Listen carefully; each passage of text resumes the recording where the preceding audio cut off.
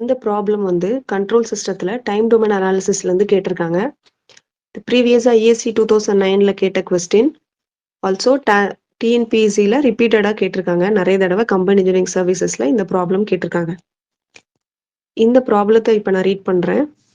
The impulse response of a second order underdamped system started from rest is given by C of t is 12.5 e power minus t sin 8t, t is greater than equal to 0. What is the natural frequency and damping factor of the system respectively?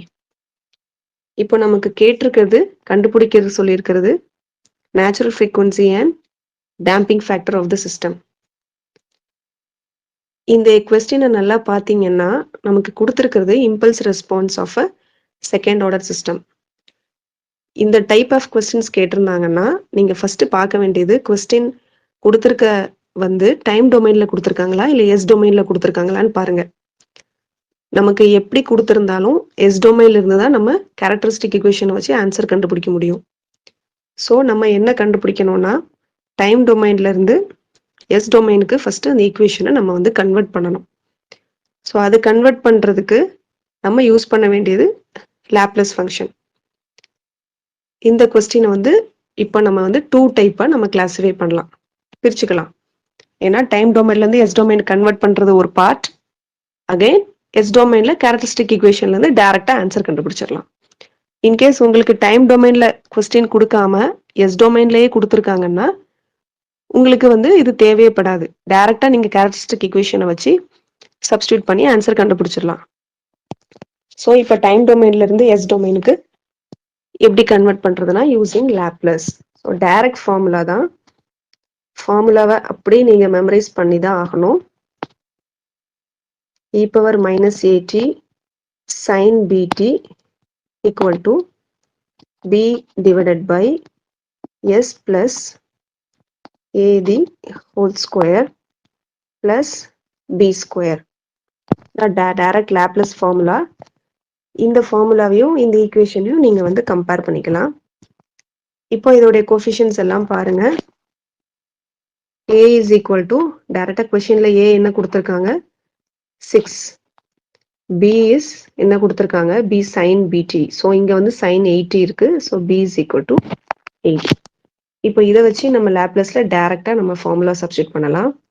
b is equal to 8 divided by s plus 6d whole square plus 8 square. So இப்போ நம்ம ஃபார்முலால டைரக்டா substitute பண்ணிட்டோம். இப்போ right hand சைடை பாருங்க. கொஸ்டின்ல என்ன 12.5 extra இருக்கு இல்லையா? So C of S. இப்போ டைம் டொமைனை நம்ம வந்து எஸ் டொமைனுக்கு கன்வெர்ட் பண்றோம். So C of S is 12.5 into 8 divided by X plus 6 the whole square plus 8 square. இதை வந்து இப்போ நீங்க சப்ஸ்டியூட் எல்லாமே சால்வ் பண்ணீங்கன்னா so 100 divided by S square plus 12s plus 100 கிடைச்சிருச்சு. இப்போ நம்ம டைம் டொமைன் ஃபங்க்ஷனை எஸ் டொமைனா கன்வெர்ட் பண்ணிட்டோம். ஸோ இதுதான் இதோடைய ஃபர்ஸ்ட் பார்ட். ஸோ இன்கேஸ் உங்களுக்கு சில ப்ராப்ளம் டைரக்டா எஸ் டொமைன் ஃபங்க்ஷன்லேயே கொடுத்துருக்கலாம். அப்போ இந்த பார்ட் உங்களுக்கு தேவைப்படாது. இப்போ எதுக்கு நம்ம எஸ் டொமைன் ஃபங்க்ஷன்ல நம்ம கன்வெர்ட் பண்ணியிருக்கோம்னா அப்பதான் we can compare the characteristic equation with this S domain equation. So இப்போ ஃபர்ஸ்ட் பார்ட் ஓவர். இப்போ செகண்ட் பார்ட் வந்து டைரக்டா நம்ம ஈஸியா நம்ம வந்து கம்பேர் பண்ண போறோம். So what is the characteristic equation? S square plus 2 epsilon omega n plus omega n square equal to 0. இந்த ஈக்குவேஷனையும் இந்த ஈக்குவேஷனையும் இப்போ நீங்க கம்பேர் பண்ணலாம் அந்த கோஎஃபிஷியன்ட்ஸ் கூட. ஸோ எஸ் ஸ்கொயரோட coefficient is 1, then 2 epsilon omega n உடைய coefficient is 12, then omega n square உடைய coefficient is 100. So epsilon is nothing but your damping ratio. Omega n is nothing but natural frequency. அப்போ omega n substitute solve பண்ணீங்கன்னா omega n square is 100. So omega n is 10. இப்போ உங்களுக்கு natural frequency கிடைச்சிருச்சு 10. இப்போ நீங்க ஆன்சர்ஸை பாருங்க. First A, Bல natural frequency 10ன்னு கொடுத்துருக்காங்க. C and D இப்போ நம்ம எலிமினேட் பண்ணிடலாமா? You have only 2 options now. இப்போ இதுல இருந்து நம்ம we have to find out the damping ratio. இப்போ ஈஸியா damping ratio நம்ம சால்வ் பண்ணிடலாம்.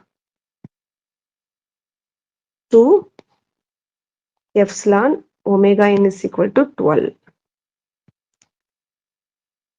So omega n is 12. அதை நீங்க substitute பண்ணீங்கன்னா into 10 is nothing but 12.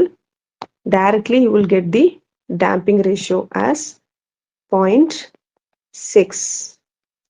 This is the answer. So A is the answer. இதுல வந்து நமக்கு ரெண்டு பார்ட் இருக்கு. I told you previously.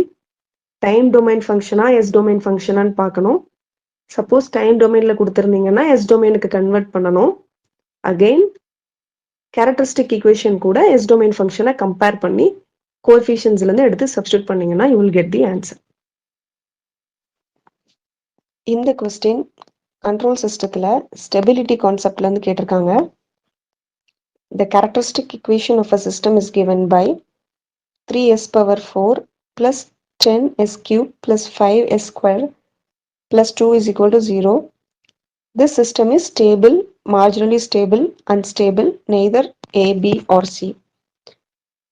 இந்த மாதிரி ஸ்டெபிலிட்டி கான்செப்ட்ஸ்லேருந்து வழக்கமாக கொஷின்ஸ் கேட்கும்போது நம்ம என்ன பண்ணுவோம், ரவுட்ஸ் க்ரைட்டீரியா எடுத்து இந்த சிஸ்டமுடைய கோஎஃபிஷியன்ஸ் அனலைஸ் பண்ணுவோம். பாசிட்டிவா நெகட்டிவா எல்லாம் கம்பேர் பண்ணி ஃபைனலாக ஆன்சர்லேருந்து நெகட்டிவ் கோஎஃபிஷியன்ஸ் இருந்தால் unstable, positive coefficients sign changes இருந்துச்சுன்னா நமக்கு வந்து ஸ்டேபிள் அப்படிங்கிற மாதிரி பாசிட்டிவ் சைன் சேஞ்சஸ்னால் நம்ம பார்க்கலாம். But look in to this problem, there is a shortcut. இதில் என்ன ஷார்ட்கட்னு பார்த்தீங்கன்னா எஸ் டேர்ம் எல்லாமே பாருங்க. ஸோ எஸ் பவர் 4 ஒரு டேர்ம் இருக்கு, எஸ் பவர் 3 ஒரு டேர்ம் இருக்கு, எஸ் ஸ்கொயர் ஒரு டேர்ம் இருக்கு, ஒரு term S power 1 is missing here. இந்த மாதிரி கேரக்டரிஸ்டிக் ஈக்குவேஷன்ல ஒரு டேர்ம் எஸ் டேர்ம் மிஸ் ஆச்சுன்னா automatically the answer is unstable. இந்த கொஸ்டினை பார்த்த உடனே சொல்லிடலாம், ஒரு எஸ் டேர்ம் மிஸ் ஆனா இந்த கொஸ்டின் ஆன்சர் வந்து அன்ஸ்டேபிள்.